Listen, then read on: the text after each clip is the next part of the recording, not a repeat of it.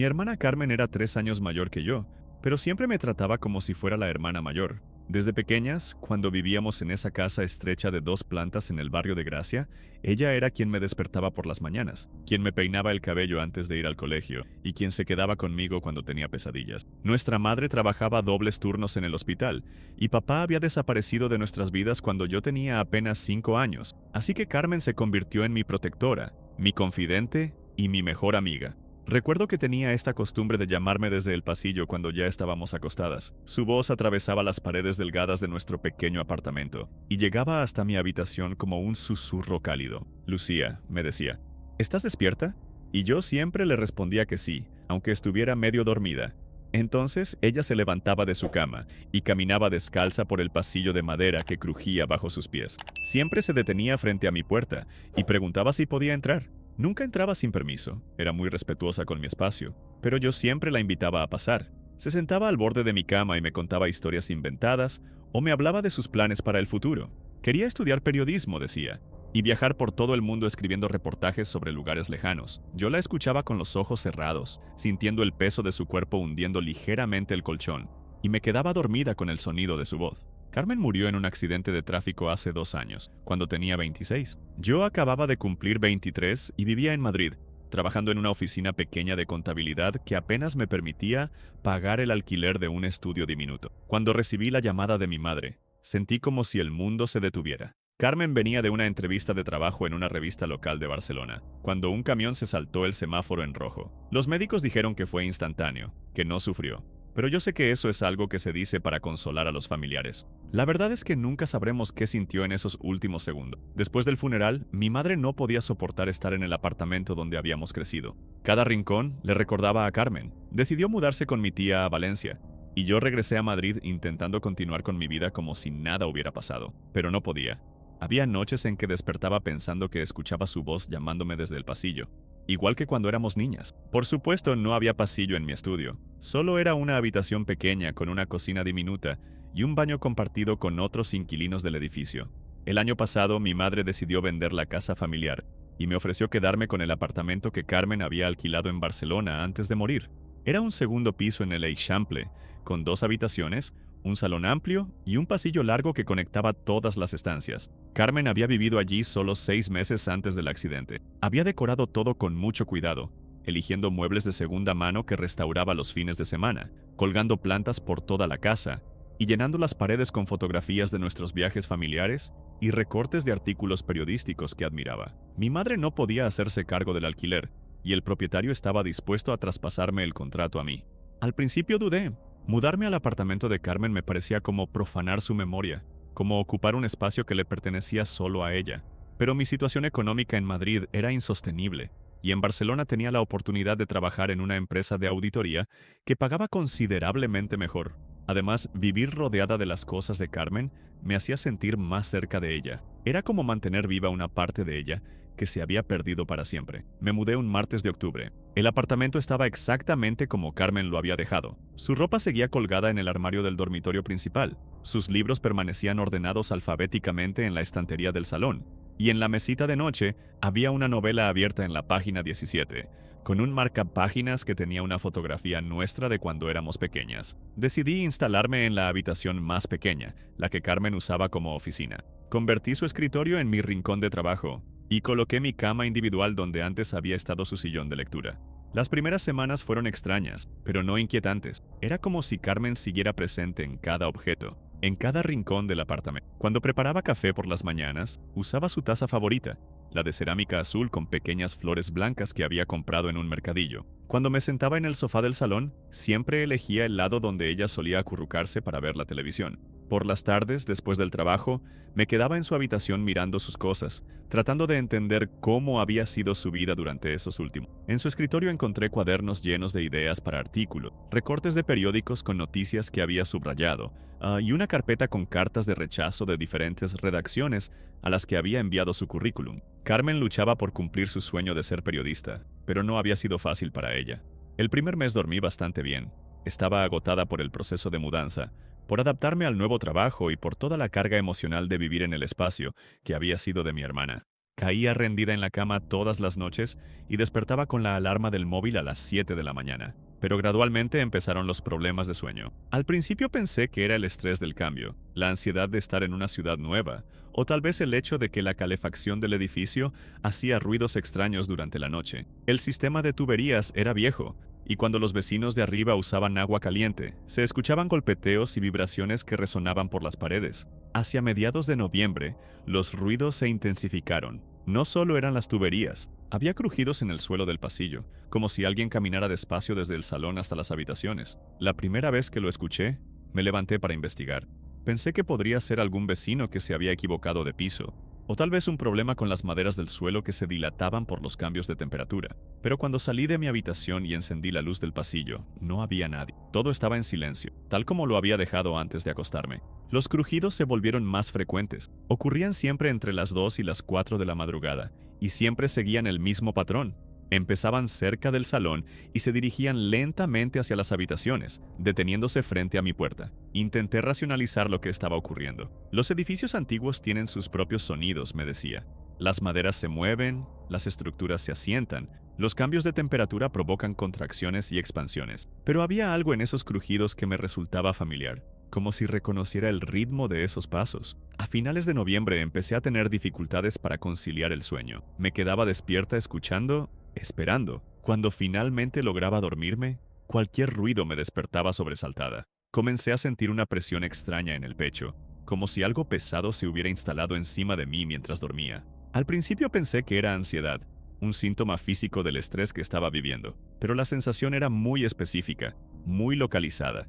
Era como si alguien hubiera puesto las manos sobre mi pecho y presionara suavemente, lo suficiente para dificultarme la respiración, pero no tanto como para despertarme completamente. Hacia principios de diciembre, las sensaciones se intensificaron. Ya no era solo la presión en el pecho. Sentía como si alguien me tocara el cabello mientras dormía, como si dedos suaves lo acariciaran igual que Carmen hacía cuando éramos pequeñas y yo tenía pesadillas. Era una sensación tan real que varias veces me desperté con el cabello revuelto, como si efectivamente alguien hubiera estado jugando con él. También comencé a percibir cambios de temperatura en la habitación. Algunas noches despertaba con frío intenso, como si alguien hubiera abierto todas las ventanas, pero cuando revisaba, todo estaba cerrado y la calefacción funcionaba normalmente. Empecé a evitar irme a dormir temprano. Me quedaba en el salón viendo televisión hasta muy tarde, hasta que el agotamiento me vencía. Pero incluso así, cuando finalmente me acostaba, los fenómenos continuaban. La presión en el pecho, las caricias en el cabello, los crujidos en el pasillo. Y algo más había empezado a ocurrir. Tenía la sensación de que alguien me observaba mientras dormía. Era una sensación muy intensa, como cuando sabes que alguien te está mirando aunque tengas los ojos cerrados. Varias veces me desperté con la certeza absoluta de que había una presencia en mi habitación, pero cuando abría los ojos y encendía la luz, no había nadie. Una noche de mediados de diciembre, ocurrió algo que me cambió para siempre. Había logrado quedarme dormida alrededor de las 2 de la madrugada, después de pasar horas dando vueltas en la cama. Desperté de golpe sintiendo esa presión familiar en el pecho, pero esta vez era más intensa. No podía moverme. Era como si mi cuerpo estuviera completamente paralizado, pero mi mente estaba completamente despierta y alerta. Intenté mover los brazos, las piernas, incluso abrir la boca para gritar, pero nada respondía. Solo podía mover los ojos, y entonces la escuché. Lucía. Era la voz de Carmen, exactamente como la recordaba. El mismo tono suave, la misma entonación cariñosa que usaba cuando éramos niñas. Venía desde el pasillo, como siempre había venido. Lucía, ¿estás despierta? Mi cuerpo no me obedecía. Cada músculo estaba como atrapado bajo una pesada manta invisible, pero mi mente funcionaba con una claridad aterrorizante. Podía escuchar mi propia respiración, acelerada y superficial, y el latido de mi corazón resonando en mis oídos como tambores. La voz de Carmen se repetía desde el pasillo, más clara que nunca. «¿Lucía? ¿Estás despierta?» Quise responder. Quise gritarle que sí, que estaba despierta y aterrorizada, pero mis cuerdas vocales estaban paralizadas igual que el resto de mi cuerpo. Solo podía mover los ojos, y con ellos recorrí desesperadamente mi habitación, buscando alguna explicación lógica para lo que estaba ocurriendo. La luz de la farola de la calle se filtraba entre las cortinas, creando sombras alargadas que se movían ligeramente con el viento. Todo parecía normal, pero la voz continuaba. ¿Puedo entrar? Esa pregunta me partió el corazón. Era exactamente lo que Carmen me preguntaba cuando éramos niñas, con esa misma delicadeza, ese mismo respeto por mi espacio personal. Pero ahora su voz tenía algo diferente, algo que no lograba identificar. Sonaba más lejana, como si viniera no solo desde el pasillo, sino desde un lugar mucho más distante. Gradualmente, después de lo que me parecieron horas, pero probablemente fueron solo minutos, recuperé el control de mi cuerpo, primero los dedos de los pies, después las manos, hasta que finalmente pude incorporarme en la cama. Mi camiseta estaba empapada de sudor y temblaba como si hubiera estado en una cámara frigorífica. Me levanté con las piernas inestables y caminé hacia la puerta de mi habitación. El pasillo estaba a oscuras y completamente silencioso. Encendí todas las luces del apartamento y revisé cada rincón. Miré debajo de la cama, dentro de los armarios, detrás de las cortinas. Por supuesto no había nadie, pero el olor de Carmen permanecía en el aire. Ese perfume suave que siempre usaba, una mezcla de jazmín y vainilla que me había acompañado durante toda mi infancia. Era imposible. Carmen llevaba muerta 2 años, y hacía meses que no quedaba ni rastro de sus perfumes en el apartamento. Esa noche no volví a dormir. Me quedé sentada en el sofá del salón con todas las luces encendidas, bebiendo té y tratando de convencerme de que había sido una pesadilla particularmente vívida. Había leído sobre la parálisis del sueño. Sabía que era un trastorno relativamente común, que podía causar alucinaciones auditivas y visuales, y que el estrés y la falta de sueño lo empeoraban. Tenía una explicación científica perfectamente racional para lo que había ocurrido, pero eso no explicaba por qué había escuchado específicamente la voz de Carmen, con esas palabras exactas que formaban parte de nuestros rituales nocturnos de la infancia. Durante los días siguientes intenté mantener una rutina normal. Iba al trabajo, cumplía con mis responsabilidades, almorzaba con mis colegas como si nada hubiera pasado, pero las noches se habían convertido en una tortura. Cada vez que cerraba los ojos, temía volver a experimentar esa parálisis aterrorizante. Empecé a tomar melatonina, después pastillas para dormir que compré sin receta, pero nada funcionaba realmente. Cuando lograba dormir, los episodios de parálisis se repetían con mayor frecuencia. La voz de Carmen se volvió más insistente. Ya no se limitaba a preguntar si estaba despierta o si podía entrar. Comenzó a llamarme por mi nombre con más urgencia, como si necesitara desesperadamente decirme algo importante. Lucía, ven acá.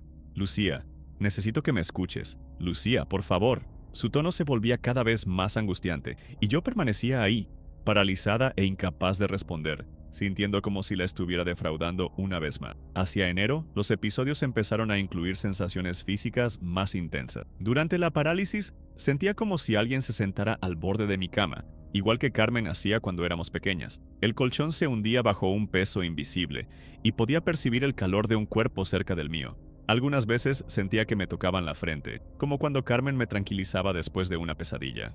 Otras veces era como si alguien me acariciara el brazo o me arreglara las sábanas. Estas sensaciones eran tan reales que cuando finalmente recuperaba el movimiento, revisaba la cama esperando encontrar alguna marca, alguna evidencia de que efectivamente alguien había estado ahí, pero nunca había nada. En febrero empecé a experimentar los episodios incluso cuando estaba segura de estar despierta. Una noche estaba leyendo en la cama, completamente consciente y alerta, cuando escuché los pasos familiares en el pasillo. Esta vez no me paralicé del terror. Me levanté inmediatamente y salí de mi habitación para confrontar lo que estuviera ocurriendo. Los pasos se detuvieron en cuanto encendí la luz del pasillo, pero pude ver una sombra que se desvanecía al final del corredor, cerca de la habitación de Carmen. Corrí hacia allá, pero cuando llegué, la habitación estaba vacía y exactamente como la había dejado. La cama perfectamente tendida, los libros ordenados, la novela abierta en la página 17 con el marcapáginas de nuestra fotografía. Pero había algo diferente. La ventana estaba entreabierta y yo estaba segura de haberla cerrado antes de acostarme. El viento nocturno había movido las cortinas y algunas de las fotografías que Carmen tenía en su escritorio habían caído al suelo. Me acerqué a recogerlas y me detuve en seco. Una de las fotografías, una donde aparecíamos Carmen y yo abrazadas en la playa durante nuestras últimas vacaciones familiares, tenía una grieta que la dividía exactamente por la mitad. La grieta separaba nuestros rostros, como si algo hubiera querido apartarnos incluso en la imagen. La había visto perfecta días atrás, cuando estuve organizando las cosas del escritorio. Esa fue la noche en que decidí que no podía seguir viviendo en el apartamento. Al día siguiente llamé a mi madre para contarle lo que estaba ocurriendo, pero no supe cómo explicárselo sin sonar como si hubiera perdido la razón. Le dije que estaba teniendo problemas para dormir, que el apartamento me traía demasiados recuerdos dolorosos de Carmen y que estaba considerando buscar otro lugar para vivir. Mi madre se mostró comprensiva, pero me sugirió que hablara con un psicólogo antes de tomar decisiones drásticas. El duelo por Carmen había sido muy duro para toda la familia, me dijo, y era normal que vivir en su espacio me provocara ansiedad y alteraciones del sueño. Intenté seguir su consejo. Busqué a una psicóloga especializada en duelo y trauma, y durante varias sesiones le conté mis problemas de sueño sin mencionar las voces ni las sensaciones físicas. Me diagnosticó duelo complicado y ansiedad, y me recetó antidepresivos que, según ella, también me ayudarían con el insomnio. Tomé la medicación religiosamente durante un mes, pero los episodios de parálisis no solo continuaron, sino que se intensificaron. En marzo comenzaron las manifestaciones durante el día. Estaba trabajando desde casa una tarde cuando escuché claramente la voz de Carmen llamándome desde la cocina. Esta vez no estaba dormida. No era parálisis del sueño.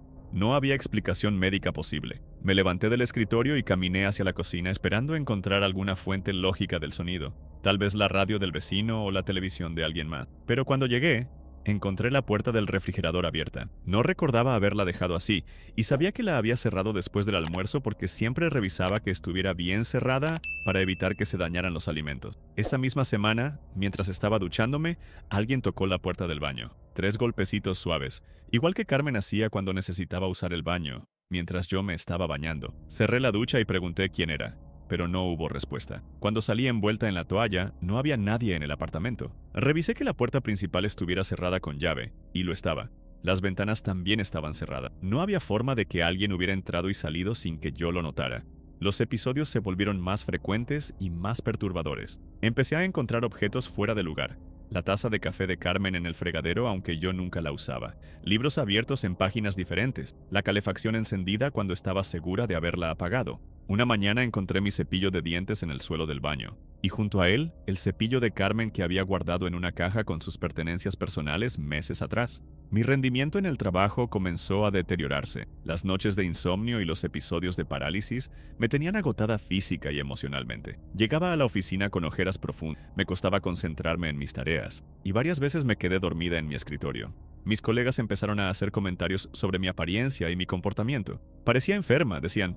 Debería tomarme unos días de descanso, pero yo sabía que el descanso no solucionaría nada. El problema no era el trabajo ni el estrés laboral.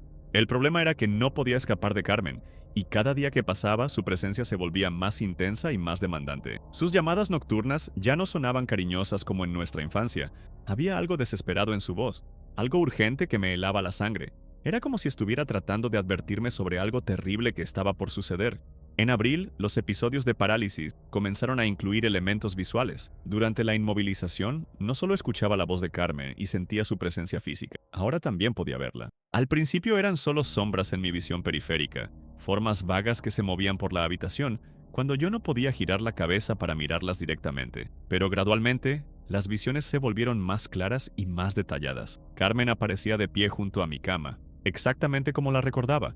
Pero había algo profundamente perturbador en su apariencia. Su rostro estaba pálido, más pálido de lo que jamás había estado en vida, y sus ojos tenían una expresión de tristeza infinita que me destrozaba el corazón. Me miraba con una intensidad que me hacía sentir como si pudiera ver directamente dentro de mi alma, y movía los labios intentando decirme algo que yo no lograba escuchar por encima del sonido de mi propia respiración acelerada. La primera vez que la vi tan claramente, pensé que finalmente había perdido la cordura. Cuando recuperé el movimiento, me levanté temblando y encendí todas las luces, esperando encontrar evidencia de que había sido solo una alucinación. Pero en el suelo, junto a mi cama, había huellas de pies descalzos en el polvo, huellas del tamaño exacto de los pies de Carmen. Dejé de contarle a mi madre sobre mis problemas, dejé de ir al psicólogo, dejé de buscar explicaciones racionales para lo que me estaba ocurriendo. Ya no podía fingir que era solo duelo o ansiedad o parálisis del sueño. Algo estaba terriblemente mal en ese apartamento, algo que iba más allá de cualquier explicación médica o psicológica que pudiera existir.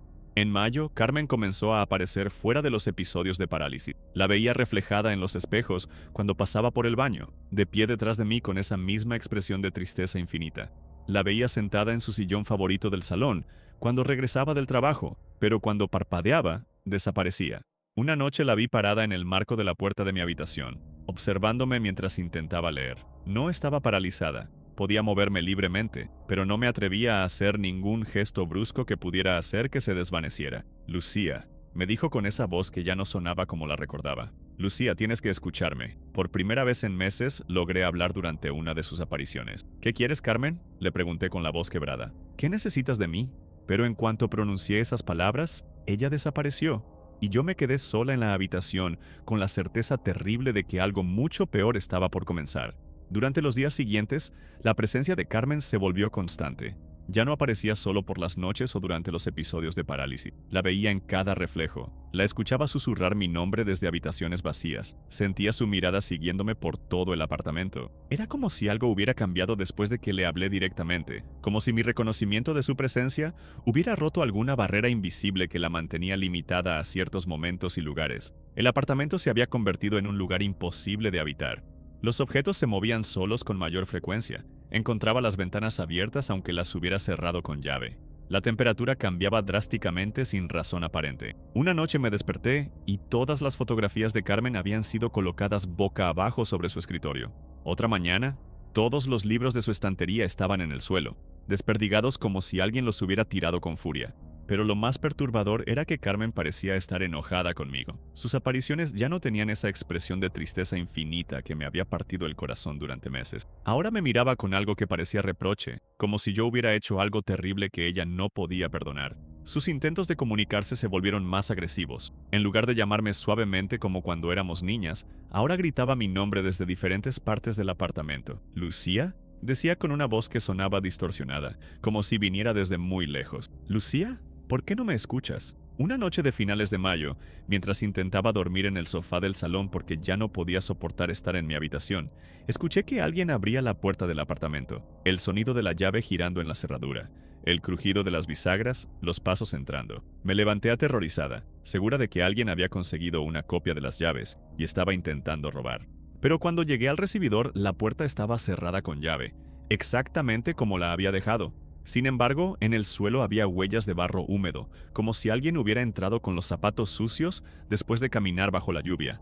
Esa noche tomé una decisión desesperada. Busqué en internet información sobre fenómenos paranormales, mediums, personas que pudieran ayudarme a entender qué estaba ocurriendo. La mayoría de los sitios web parecían poco serios, llenos de charlatanes que prometían soluciones mágicas por cantidades ridículas de dinero. Pero encontré el contacto de una mujer llamada Esperanza, que vivía en las afueras de Barcelona y que, según varios testimonios, tenía experiencia genuina comunicándose con personas fallecidas. La contacté al día siguiente y le expliqué brevemente mi situación. Esperanza me escuchó sin interrumpir y después me dijo que podía venir a su casa esa misma tarde. No me cobró nada por la consulta inicial, me explicó, porque primero necesitaba determinar si realmente había algo sobrenatural ocurriendo o si mis experiencias tenían otra explicación. Esperanza vivía en una casa pequeña rodeada de un jardín lleno de plantas medicinales y flores silvestres. Era una mujer de unos 60 años, con cabello gris recogido en una trenza y ojos muy claros que parecían ver más allá de lo que mostraba la superficie. Me recibió con té de hierbas y me pidió que le contara toda mi historia desde el principio,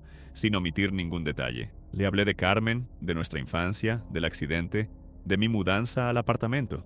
Le conté sobre los episodios de parálisis del sueño, las voces, las apariciones, los objetos que se movían solos. Esperanza me escuchó con atención, haciendo preguntas específicas sobre fechas, sensaciones y detalles que yo no había considerado importantes. Cuando terminé mi relato, se quedó en silencio durante varios minutos, como si estuviera procesando toda la información. Tu hermana no está en paz, me dijo finalmente. Hay algo que la mantiene atada a este mundo, algo que no le permite descansar. Pero no es lo que tú piensas. No está tratando de comunicarse contigo porque te extrañe o porque quiera pasar tiempo contigo como cuando eran niñas. Está desesperada por decirte algo muy importante, algo que tiene que ver con su muerte. Las palabras de Esperanza me helaron la sangre. ¿Qué podía tener Carmen que decirme sobre su muerte?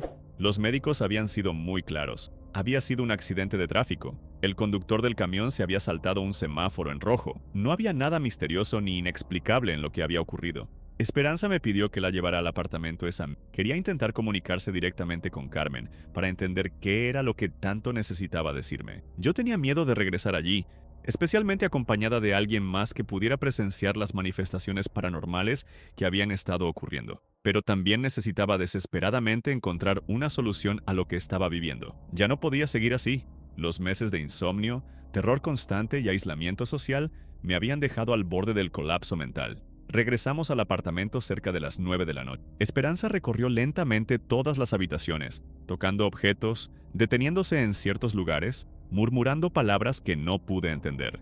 En la habitación de Carmen, se quedó parada frente al escritorio durante varios minutos, con los ojos cerrados y una expresión de profunda concentración. Ella está aquí, me dijo sin abrir los ojos. Está muy alterada. Lleva meses intentando decirte algo, pero tú no has podido entenderla porque estás demasiado asustada para escuchar realmente lo que tiene que decir. Esperanza me pidió que me sentara en la cama de Carmen y que tratara de calmarme. Va a intentar hablar directamente contigo, me explicó, pero necesitas estar receptiva. Si te paraliza el miedo, no vas a poder procesar su mensaje. Me senté en la cama donde Carmen había dormido durante sus últimos meses de vida, rodeada de todas sus pertenencias, respirando el aire que aún conservaba rastros de su presencia. Esperanza se colocó de pie junto a la ventana y comenzó a hablar en voz baja, como si estuviera invitando a Carmen a manifestarse. Al principio no ocurrió nada. La habitación permanecía en silencio, iluminada solo por la lámpara de la mesita de noche, pero gradualmente empecé a sentir esa sensación familiar de que alguien me observaba. La temperatura de la habitación descendió varios grados y pude ver mi propio aliento formando pequeñas nubes de vapor en el aire. Esperanza continuaba hablando en susurros y yo me concentré en controlar mi respiración y mantener la calma. Entonces Carmen apareció. Esta vez no fue una sombra en mi visión periférica, ni una figura borrosa que desaparecía al parpadear. Carmen estaba de pie frente a mí, tan real y sólida como cuando estaba viva. Llevaba la misma ropa que el día del accidente, una blusa blanca y una falda azul marino que se había puesto para la entrevista de trabajo. Pero había algo profundamente perturbador en su apariencia. Su rostro estaba tenso, sus ojos brillaban con una urgencia desesperada, y movía los labios intentando hablar, aunque al principio no pude escuchar su voz. Lucía, dijo finalmente, y esta vez su voz sonaba clara y nítida. Lucía, tienes que saber la verdad. ¿Qué verdad? Logré preguntarle, sorprendida de poder hablar sin que mi voz temblara. No fue un accidente, me dijo Carmen. El conductor del camión no se saltó el semáforo por error. Lo hizo intencionalmente. Me vio cruzar la calle y aceleró para atropellarme. Sus palabras me golpearon como un puño en el estómago. Era imposible. La policía había investigado el accidente, había testigos, había cámaras de seguridad. Todo indicaba que había sido un terrible accidente de tráfico. Carmen continuó hablando, y con cada palabra que pronunciaba, mi mundo se desmoronaba un poco más. El conductor del camión era Alejandro Ruiz, el novio de una compañera de trabajo con la que Carmen había tenido problemas profesionales. Carmen había descubierto que esta mujer, Elena Vázquez, estaba robando dinero de la empresa donde ambas trabajaban como freelancer. Carmen había reunido pruebas y estaba planeando denunciarla después de conseguir el nuevo trabajo para el que había ido a la entrevista ese día.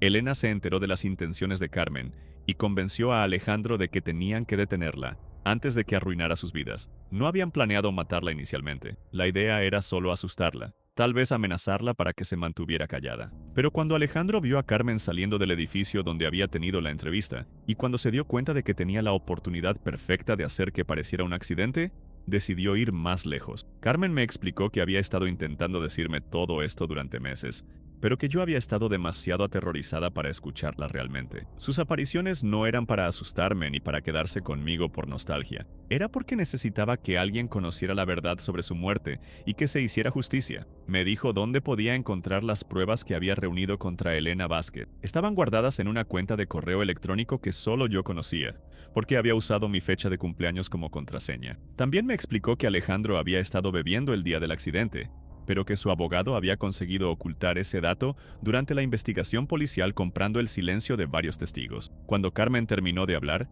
su expresión cambió completamente. La desesperación y la urgencia desaparecieron de su rostro, reemplazadas por una sensación de paz que no había visto en sus apariciones anteriores. Me sonrió con la misma calidez de nuestra infancia. Se acercó a mí y por un momento sentí que me tocaba la mejilla con una suavidad infinita. Gracias, Lucía, me dijo. Ahora puedo descansar. Y desapareció para siempre.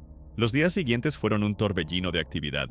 Contacté a un abogado especializado en casos criminales y le entregué toda la información que Carmen me había dado. Accedimos a su cuenta de correo electrónico y encontramos exactamente lo que ella había descrito. Documentos que probaban el robo de dinero por parte de Elena Vázquez, comunicaciones donde discutían sus diferencias profesionales e incluso algunos correos donde Elena amenazaba sutilmente a Carmen, con consecuencias si procedía con la denuncia. El abogado contactó a la policía y solicitó que se reabriera la investigación del accidente. Con la nueva información pudieron encontrar inconsistencias en los testimonios originales y pruebas que habían sido pasadas por alto. Alejandro Ruiz fue arrestado 3 semanas después, y durante el interrogatorio confesó que efectivamente había atropellado a Carmen intencionalmente.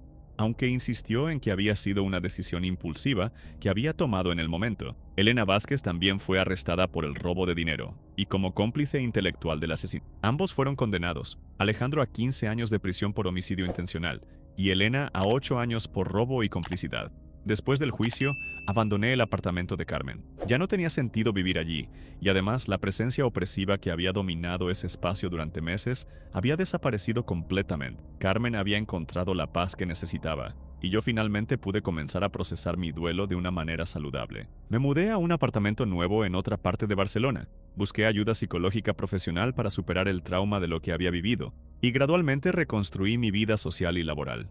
Los episodios de parálisis del sueño desaparecieron por completo una vez que Carmen dejó de manifestarse. Han pasado 6 meses desde el juicio. A veces, cuando estoy sola por las noches en mi nuevo apartamento, me pregunto si realmente viví todo aquello o si fue producto de una crisis nerviosa extrema causada por el duelo. La mente humana es capaz de crear realidades muy convincentes cuando está sometida a estrés severo, y tal vez toda la experiencia sobrenatural fue solo la forma que encontró mi subconsciente para procesar información que había percibido de manera inconsciente sobre la muerte de Carmen. Pero entonces recuerdo la cuenta de correo electrónico, las pruebas que encontramos, la confesión de Alejandro Ruiz, y sé que Carmen realmente estuvo conmigo durante esos meses terribles. Estuvo conmigo porque me necesitaba, porque yo era la única persona en el mundo que podía ayudarla a encontrar justicia y descanso. Ahora duermo bien por las noches. Ya no escucho voces en el pasillo ni siento presencias inexplicables en mi habitación. Carmen está en paz y yo estoy aprendiendo a vivir sin ella, pero también con la certeza de que el amor que sentíamos la una por la otra trasciende incluso la muerte. Ella me protegió durante toda nuestra infancia, y cuando ya no estaba en este mundo, encontró la manera de pedirme que la protegiera a ella.